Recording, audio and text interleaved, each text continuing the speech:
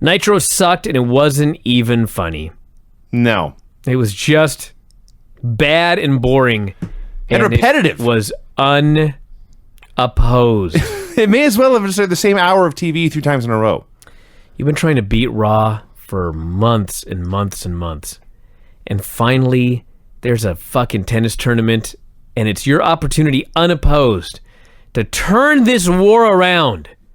Give these fans something that's going to make them want to tune in next week. The show opens. Mean Mike and Tough Tom versus William Regal and Dave Taylor. He's not making that up. Disorderly conduct. There was no video package. There was no pyro. There were no dancing girls. There was no star coming out. Not even entrances. There's 4 dudes in the ring. The bell rings and they start wrestling. And 2 of those dudes are Mean Mike and Tough Tom. Maybe they can face Brutal Bob and Tough Tim. When they fucking started their careers, I gotta come up with a name. I'm gonna be Mean Mike.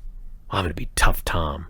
Fuck, we're gonna make $1 million. See, Mike, I could be Marvelous Mike. No, Mean. Magnificent Mike. Nope. Mysterious Mike. Mean! He's none of the above, though, Vinny. Well, he was not. This man was not. He's not magnificent. Or mysterious. He's certainly... Well, it's mysterious why they were on this fucking show in the opener. Well, he was on the show in the opener so that Sid could come out for the DQ a minute in. Thank God. I mean, if you think I'm going to complain about that, think again. The announcers outright... This is virtually a direct quote. You know something exciting is happening because the fans aren't looking at the ring. That's what they said. Just outright deliberately burying the wrestling match. They also finally, after all these weeks, have said, Sid is making up his own count. Quote, and I quote, a count we obviously have to go along with. I see. What? I don't know. Because you'll beat him up? I guess. Well, it is Sid. It's believable. So he power bombs Disorderly Contact. He pins them both. He's 75-0 now. He wrestled no house shows that weekend. Was he 73-0 on the last show? You think I'm paying attention to this? I kind of am, actually, No, because I'm fascinated by the way they do this. Apparently he didn't work all week. Took a week off. He's earned it. I mean, the week before, he got like 13 matches in the meantime. It's like 13 house shows. I agree it is highly irregular. It's stupid is what it is. It's not a well-done streak. So he's cutting this promo about how the numbers will stack up. The crowd starts chanting for Goldberg, and Sid warns them, don't make me do something I don't want to do. Finally, he says, all right. And he puts the mic down and he powerbombs him again. Okay, that was cool. You know what I loved about this is he powerbombs and pins Disorderly Conduct. They move him up to 75-0. Later, he powerbombs them again, but he cannot pin them. Well, that would be silly, Brian. You can't. That's unfair. You can't pin a man twice You're in one only night. allowed to pin the man once, according to Sid. Yeah. So fucking dumb.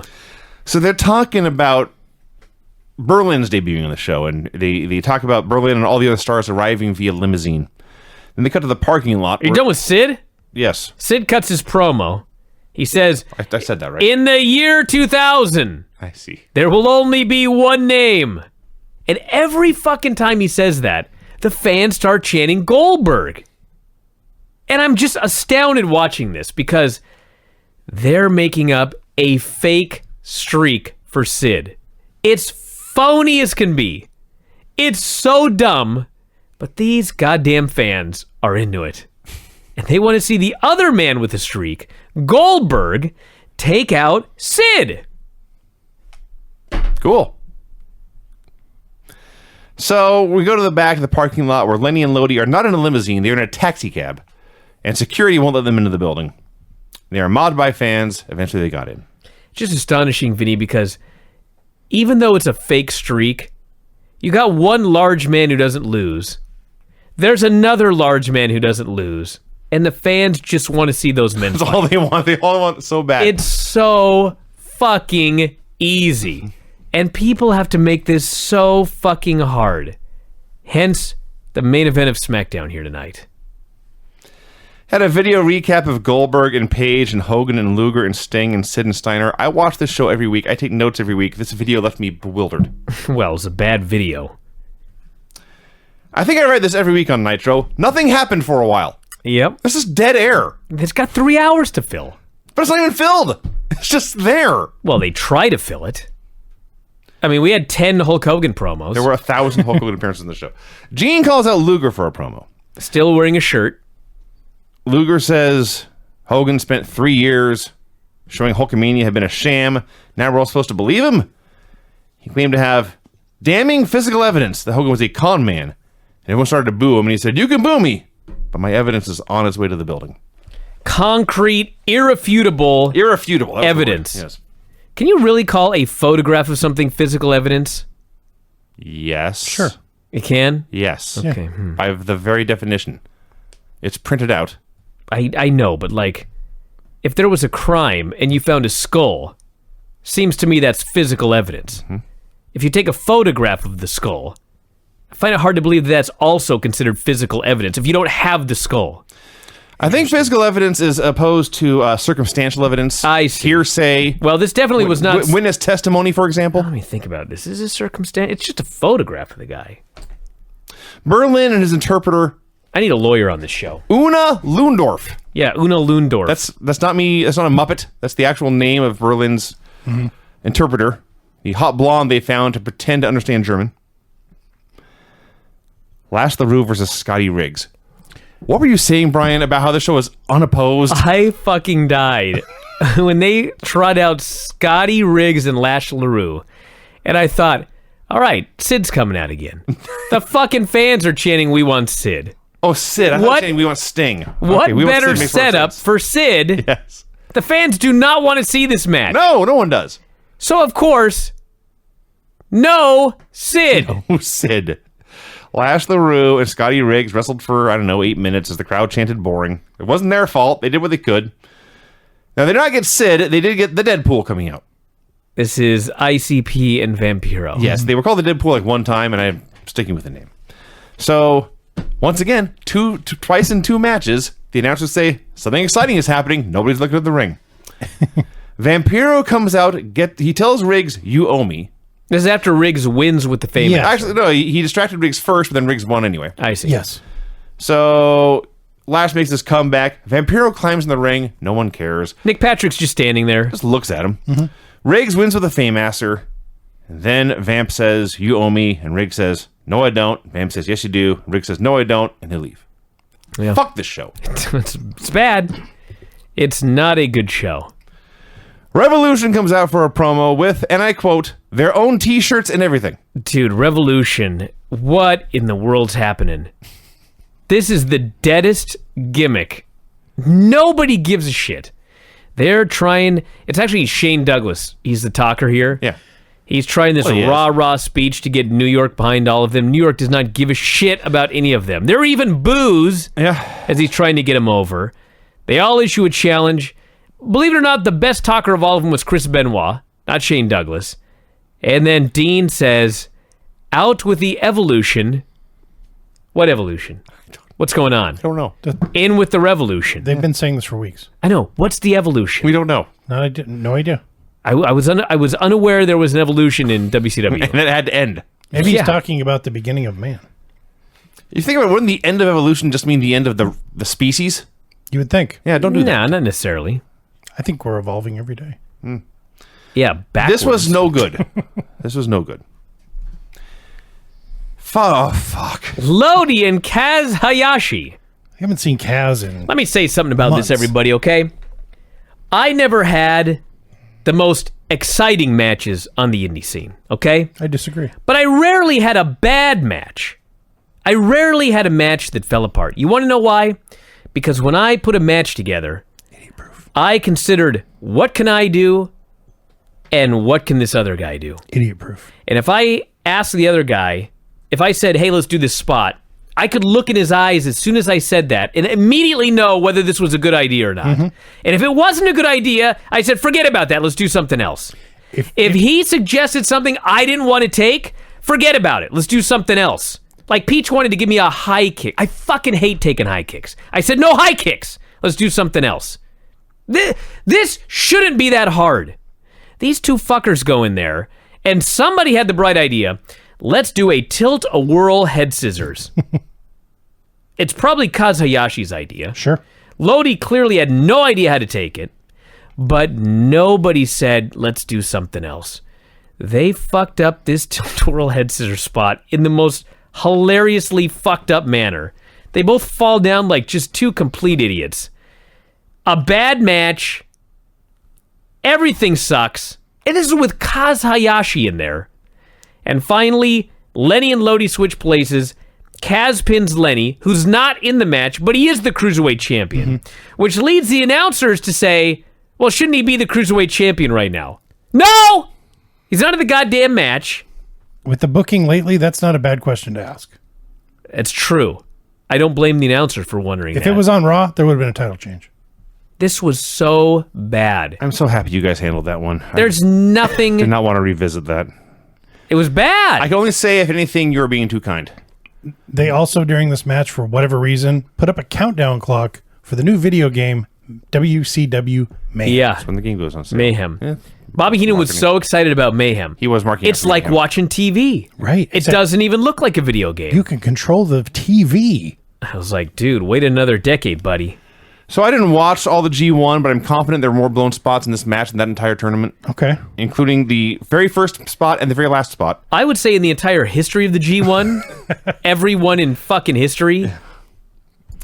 So Kaz wins in the West Hollywood Blondes Today Rockerplex. Fucking miserably bad, I wrote. Gene brings out Hogan for his first promo of the night.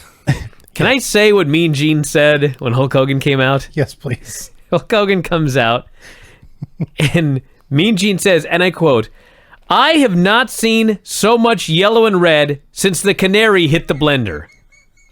Yes. Yeah. I have so many questions. What's going on in Gene's house? Why is there a menagerie in Gene's house, number one? I mean, if this were Filthy Tom's house, I can understand. Why is there a blender running? Just cuz. Well, maybe he was making a protein shake and there was a And canary. he forgot about it? Oh, Sure, protein. yeah. The canaries are, I'm sure there's some protein in canary. Not a lot, but some. God, I was at the store the other day. What the hell could this possibly Wow. lead to? I wanted to get a donut, but there's a bee Okay. in the donut area because the glass doors are closed. You got in there. Yeah. Fucking son of a bitch, there's a bee in there. So I open up the goddamn doors and I'm like trying to help the bee get out. I finally help the bee get out. I shut the doors. The bee goes right back in through the crack. I'm like, okay, he wants fucking donuts. I just left. You should have got That's one. like a canary in a blender, kind of. That's how I thought about it. Wow. You asked. Your relates are unrelatable. In what way? The bee was looking for food. Well, the canary was looking for something too and it ended up in that blender. I see. Why the fuck else would there be a canary in the blender? I thought Gene put it there. I don't think he put it there on purpose. He said it hit the blender, as in an accident. He didn't say, I haven't seen so much yellow and red since I put the canary in the blender. So Hogan's cutting this promo, and I thought I was going crazy because Well- there's weird music in the background. Yeah, there was. Like I'm muting the TV, and it's gone. I unmute it, but it's back. But no one acknowledged it. They're getting ready to debut the Maestro. They acknowledged it in the next segment, which made me feel so much better. I do have some grasp of reality left. You were the only one. So Hogan promises he will not stab Sting in the back. He says when Lex comes out to produce his evidence, I'm not making this up, Oh, you're not. This is in Death of WCW, verbatim. eating fruit and being cool I'm going to be in the back eating fruit and being cool. What? to see what evidence Luger had. He promised to kick Luger's ass if Luger tried to frame him. See, the announcers are plugging VHS tapes. They're interrupted by piano music, and they acknowledged it. And yes, this is going to be the Stro. Blitzkrieg and La Parka versus Eddie Guerrero and Rey Mysterio. Oh, man, thank God. You know what's funny Thank about this match? God! I'm reading Dave's review of it, and he's talking about how fat La Parka is. Well, he was not small. If only he knew. Oh, he get fatter. Oh my God, he is so fat now. He is fucking gigantic. His gut is just totally spherical. So he's a big fat skeleton, is what you're saying. Yes, It's impressive. it is impressive. Well, here in this match, he was less fat. He was the best clown you ever saw. Dude, they were all great. They were all great, but he was great in that manner of, I'm gonna do the most spectacular pratfall you've ever seen. I'll do 14 flips, but then land on my ass. Blitzkrieg is in there. He's cool, but he's also 12 million miles an hour. And finally, Eddie just had to literally tackle him and take him to the ground before suddenly he got hurt. So by the end of this, all 4 guys are awesome. There's just bodies flying everywhere. It's fucking great. And Eddie's comeback out of this world is a big 4-way. Eddie pins Blitzkrieg with a frog splash. That ruled. It's a great match. I wrote for 5 minutes, WCW was the hottest promotion on earth. That's right. And then Berlin came out. What the fuck is with this filter they put on the camera? It's bad. They put some goofy filter on to make it look all washed out and blurry. Is that what it was? So it looks washed out and blurry on national fucking television. I thought it was to make him look whiter. I thought it was just they dimmed the lights. Like he wasn't white enough. So Berlin's crew, it's Alex Wright he dyed his hair black and got a funky haircut. He's wearing sunglasses and has a cane. Was it Una Lundorf, I believe? You wrote it down. You just said it like 10 minutes ago. But that was 10 minutes ago. Close enough. Okay, Una Lundorf. A couple of bodyguards, and they all come out. 2 heavies. A couple of heavies. So the gimmick is they all know it's Alex Wright, and they know he speaks English, but he refuses to speak English. It's Great language. heel gimmick. So he rants in angry German, and Alex Wright's angry German promos are 10,000 times better than his lame babyface English promos. Yep. And then What a shocker. Una Lundorf translates, but she's not actually translating. She's very clearly reading off a cue card. And then by the end of this turned out to be a lost struggle trying to read off this cue card. So It's so good at the end. He says something at the end, and she just totally forgets what she's supposed to say Loses and her just spot. freezes. And Alex Wright just stops and he just looks at her. And He doesn't say anything. He just watches this happen in front of his eyes. the great thing about this this new character is he's got this V carved into his head, and it looks like a mohawk almost. But he kept the sideburns. Yeah. okay, I didn't notice, but I'll He's take your word for it. Berlin. So he explains via his translator, a consortium of German businessmen have turned him into a wrestling machine. His wrestling is an art, and he has chosen the first man he will destroy. It is Buff Bagwell. Buff Bagwell? Well, he explains. Buff Bagwell represents what Americans are all about. Bullshit. Excess, narcissism, and self-indulgence. Absolute bullshit. Should have been like Hacksaw Jim Duggan. That would have been way better. But it's still a mid-card geek. You want to call out Goldberg? Yeah! You kidding me? Goldberg comes out, spears him, angle over. Well, no. I mean, Goldberg doesn't answer, but at least call out a star. Anyway, that was it. It went That's all on too happened. long. Yeah. Wasn't terrible. For one night, at least, it got over. Because it's an angry guy shouting in German, and they're going to chant USA. Gene's on the ramp. And how comes a man with doll hair? Did you notice that? A very disheveled Lex Oh Luger my comes god, out. he's got his hair all disheveled. It looked like a doll. Like that weird doll hair. Let's talk about conditioner. Oh, dude. Like he had not had long hair for like 15 years at this point. It's true. So He I has didn't no note that excuse. later when he came out again, he'd combed it. look, he's showered in between this segment and that. So Lex's story is he was minding his own business in the locker room, and that bastard Hulk Hogan jumped in from behind, and then he said Hulk Hogan busted out the windows on my vehicle. Yeah. What? I don't know. That's absurd. You thought maybe the evidence was in the car. Did anyone go to check to see if his windows were busted out or if he was just bullshitting? Well, I'm sure. Okay, what happened in this match? What, Kendall and Barry Windham versus Kenny Chaos and Prince Iaukea? That's the one. You jump from a promo to a match. I did not do a segue. I looked at my notes. I was coming and had to jump ahead.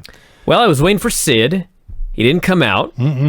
Kendall worked the entire match and won. So Barry, did Iaukea. Barry never tagged There in. were no tags in this tag team match. Then Barry cut a promo.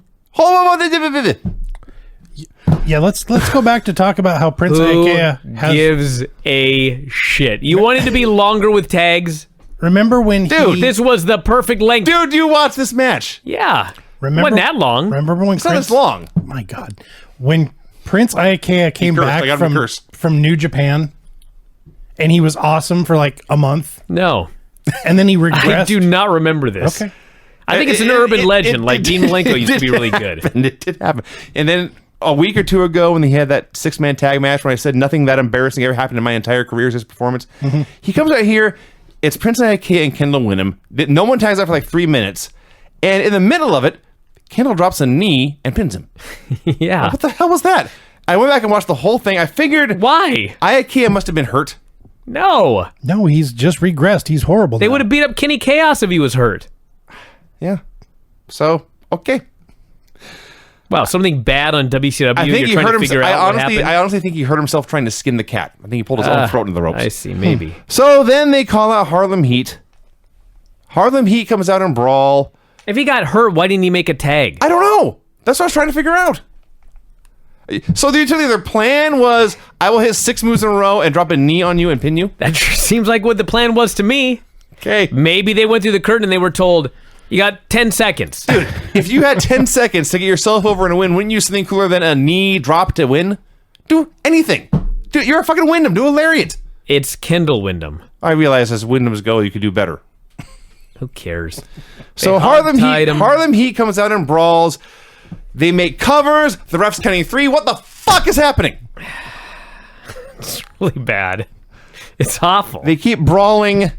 They did make covers. The ref counted 3. I think the bell rang.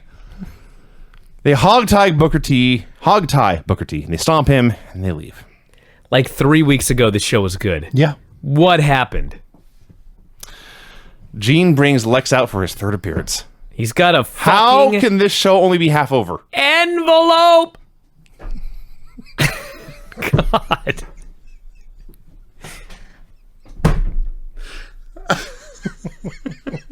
Dude, how? Never heard that word delivered from that cadence. So, yeah, Lex has an envelope.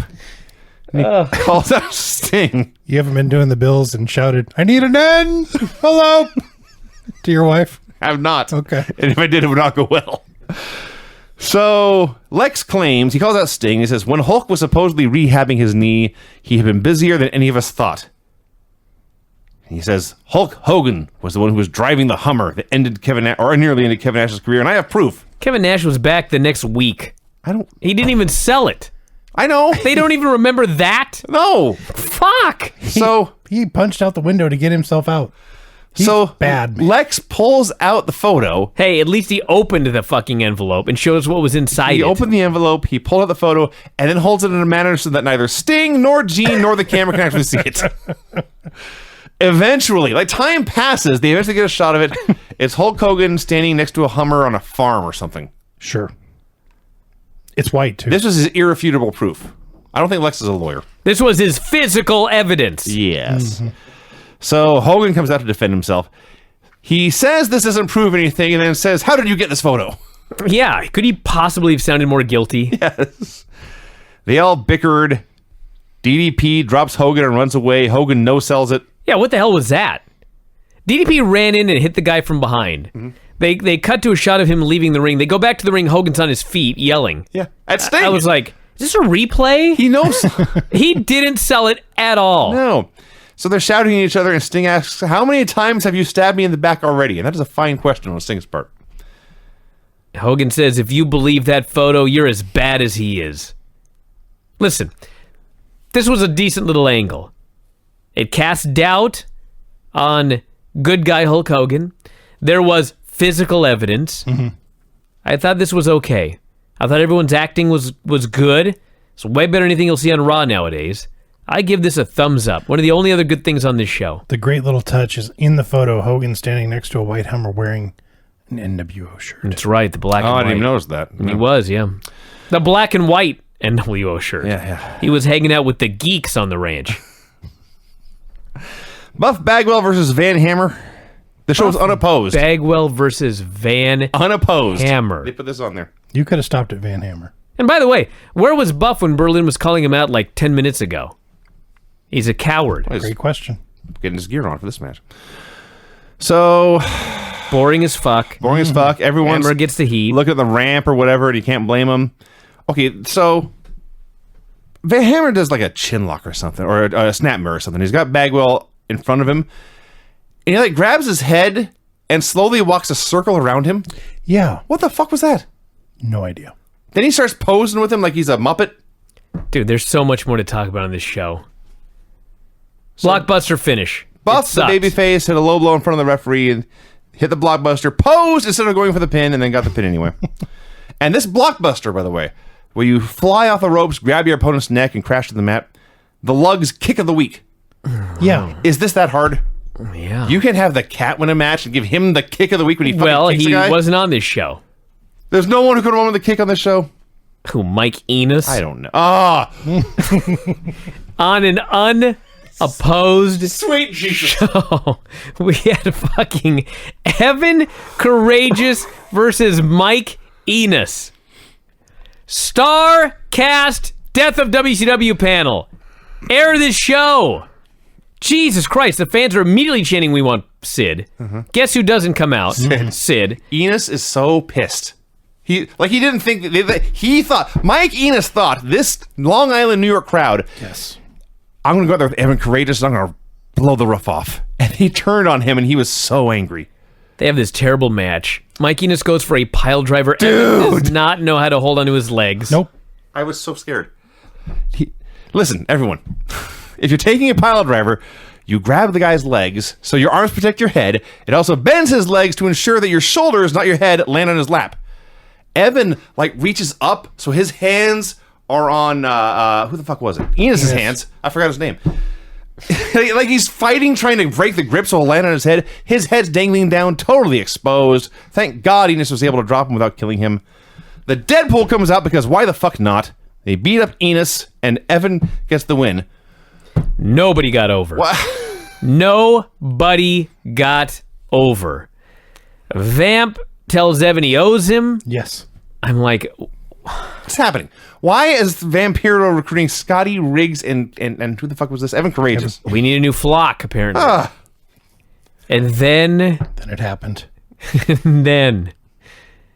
music begins to play. God of Thunder. They explain it is, in fact, God of Thunder. How did they get this licensed? I'm sure Kiss just gave it to him.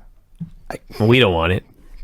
There's a fucking goddamn Don't think that's accurate, but I laugh. giant fucking box. A Kiss box. It's all spiky. Sure. The door opens and there is Crush dressed up as a member of Kiss. Was this Crush? Yes. Dale Torborg. Yeah, it was Del Toro. It was, well, I guess it ended up being him. It was supposed, no, I think on this one, I think it actually was Bryan Adams. Okay, really? He cut a promo. Yeah. He did. It sounded just like him. Okay. Sure. I mean, who gives a shit? But like, he goes, ah! He goes, not here. Just like him. Not now. You got more out of this than I did. Not this time. Ah! He shouted something at Vampiro. He had no mic. We could all still hear him, and he did in fact scream. He had a headset on like the fucking Drifter. Okay. And he goes, ah! And fire goes off. And they went to commercial, and this show fucking blows. This was so unbelievably wretched. Brian Knobbs and Hugh Morris versus Dean Malenko and Shane Douglas. For like the 18th time on the show, I've written, what is happening? A wretched match. They're all hitting each Does other. Dean Malenko know the rules to tag team wrestling? I don't think there were rules in this match. Then why was he- Everybody was brawling all over the place. Yeah. Everybody's fighting each other. Remember Scott Dickinson? He's the referee. What the fuck happened to that stupid angle? So, Hugh Morris and Mrs. Moonsault, I have no idea who the legal man is in this match. Douglas does a dive off the post onto the heels outside. It's just terrible. His knee... He can barely move. He didn't dive. He fell. He fell. Shane Douglas fell on everyone outside. His knee clonked Brian Knobbs in the head. Now Knobbs is pissed. He gets up, starts potatoing Dean like it's his fault. Yeah, Dean is on the floor. Knobbs drops a giant elbow on Dean Malenko on the floor, to which Dean just stands up and starts punching the guy. And I don't know what happened. Everyone got counted out. Yeah. Is that what happened? Yes. That was so bad. It was horrible. This revolution, It's awful. it's horrible. And when you think about what the design of the program is, it's talented guys in the undercard who are given a chance to shine. That should write itself and get everyone over. Everyone's coming out worse for it. Because they are looking terrible. Yes. Their promos are horrible. They have matches are no horrible, charisma usually. together. Yeah. Their matches are bad. I do not buy that they are all friends. The only one of any value in the group is Benoit. He's stuck with these other three anchors. I'm glad the American Revolution turned out better than this one. It sure did. Yeah. Otherwise, we'd still be Dude, drinking fucking tea. every I don't think revolution there's turned ever out been a better than revolution. this one. Lancelot Link and the Evolution Revolution. turned out better Failed than this. fucking revolutions turned out better than this one. At this point, I wrote, fuck you and fuck this show. Horrible, horrible, horrible. Okay. Gene, in the next segment, he begins by noting there's a hot girl in a bathing suit in the crowd and she's getting ejected. Yeah. Just draw attention to what everyone's looking at. And then he brings out Hulk Hogan for his 43rd appearance in the show. They boo. They boo, and I checked, there's a half hour more. I expect him to come out at least 9 more times. Hulk Hogan says, I want to thank all of you fans for sticking up for me. And they go, boo! And he looked nervous. Well, Like, you could see it in his eyes. He was not expecting to be booed here. He also promised he'd never stabbed his son Nick in the back. Yeah. Well, God, I hope not. not. He's like 9. So, says next week he will prove Luger wrong. He wants to wrestle DDP tonight, but DDP has a match with Goldberg. Therefore, he must ask Goldberg to step aside, so he calls Goldberg out to formally ask him Oh, man to the man. fans were so angry at the idea of that match replacing Goldberg and DDP. Unfortunately, Goldberg offered a counter-proposal. Yeah, he also has new stupid music. no, he's had this. I know, but it's terrible. Megadeth. Why would you change Goldberg's music? Because it's WCW. They also got the licensing for Megadeth. Yeah. Amazing. So, he wants to team up with Hogan to face the Jersey Triad. Hogan accepts. Page comes out. He accepts. I like Dallas Page is standing next to Bam Bam Bigelow. Mm-hmm. But he calls Hulk Hogan and Goldberg bald-headed geeks. Right. Well, Bigelow's bald-headed, but he's not a geek.